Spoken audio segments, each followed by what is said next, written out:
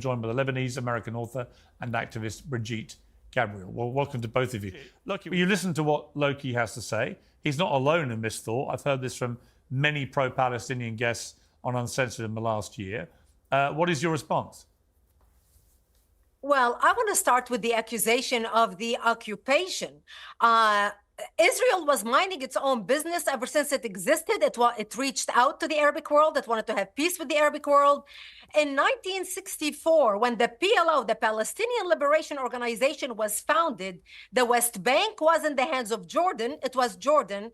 And Gaza was in the hands of Egypt. It was Egypt. So the PLO was founded in 1964, not because of any occupation. They wanted to drive the Jews into the sea and get rid of every single Jew in the Middle East.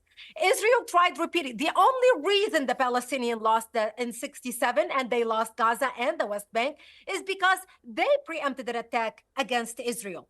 And over again, Israel reached out to them to make peace with them. In 2000, Ehud Barak offered them 97% of the territories back, and they refused it again and again and again. In 2005, when Israel withdrew out of Gaza, they said, okay, we're going to give you your own state. We're going to give you your own territory. Israel forcibly removed its own people fighting the IDF by force, removed them out of Gaza. Not only to remove the people, they dug out dead Jews' bones from the cemeteries because they knew exactly what the Palestinians are going to do to the cemeteries. So in 2005, when Israel withdrew out of Gaza, there wasn't one Jew alive or dead in Gaza. They turned over the key to them and said, okay, great, now build your own place. You are independent. I know people that Israel even left them the greenhouses. Israel was exporting 50 million flowers to Europe in 2004 out of Gaza. The greenhouses, the fruits, the vegetables, the flowers. They left them to the Palestinians so the Palestinians can start they can have an industry where they can support themselves. I know a businessman from New York who even raised $14 million to make sure the Palestinians will be able to get paid salaries as they move over and they continue building the greenhouses. And what did the Palestinians do within 24 hours after Israel withdrew? Not only they destroyed every single Jewish synagogue in the area, they destroyed the greenhouses, ripped out the pipe, and even stole the copper out of the pipe. And then they had an election. So in their first election, the first woman elected to the cabinet of Hamas was a woman by the name Nidal, the mother of al-Mukawama, they called her, the mother of the resistance. And she ran on the platform, I killed 3 of my sons, because she had videos of her sons, she dressing them in suicide bombers to go kill Israelis. She said, I already gave up 3 for the cause. I have another 7 to give. That's why she was elected. So that's a democratic election for Hamas. Israel did not put the Palestinians in a prison in Gaza. Hamas put the Palestinians in a prison in Gaza.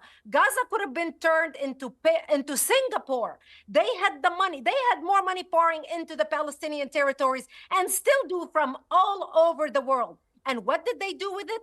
Build a tunnel infrastructure underneath bigger than the subway system in New York instead of helping their people. So those who scream about the occupation, the Palestinians have brought this on themselves again and again and again. Wow.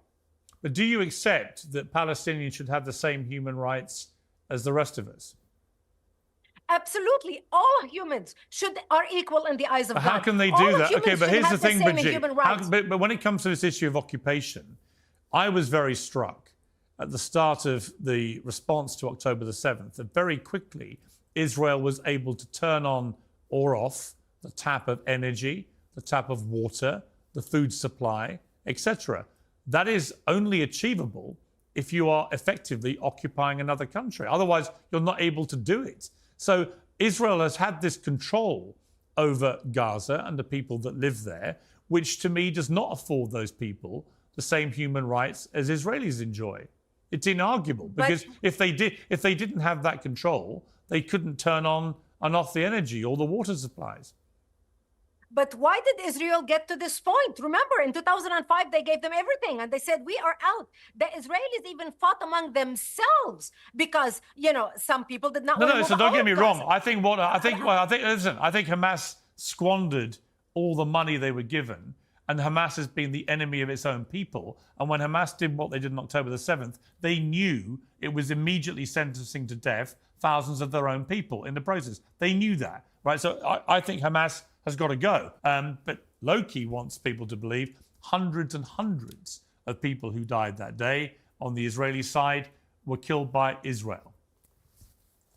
I don't believe that. That has not proven. And if I have to choose between believing the Hamas talking point, who control the Ministry of Information, and the Israeli IDF, I would believe the IDF, because I have lived in Israel as a Lebanese. At one point, I had a home in Lebanon, a home in Israel, and my boyfriend who lived in the West Bank at that time. And I worked as a journalist. And knowing how the IDF operates and knowing how the Israeli military operates, they operate by rules. They don't invent information like Hamas does. And when you are in the throes of things like what happened on October 7th, a lot of people do not know a lot of the facts that happened on the ground. But we do know one thing, that Hamas committed such atrocities, and we're so proud filming it and showing it, that will give you goosebumps, that a lot of people can get sick, they cannot view it. And I'm shocked that Lowkey hasn't even viewed the footage. You have to view the footage to understand the monstrosity of the crimes that were committed on that day. Yeah, I mean... Actually, my organization, which I run, and I'm the founder and chairman, I not only work for it, was founded after September 11th to protect America against the threat of radical Islamic terrorism. It shares funders. It shares funders with those building illegal settlements in the West Bank. You already spoke your mind. You already spoke your mind. Now it's my time to answer. My organization was founded to impact policy in the United States, to protect the United States from the threat of radical Islamic terrorism coming from Al-Qaeda, ISIS, Hezbollah, or whoever happened the terrorist organization are. We work with Muslims. We have Muslims on our board. We have Muslims who are members. We had every single conference we always had a keynote speaker who is Muslim that speaks because they care about America. You know what? I feel like we're getting, listen,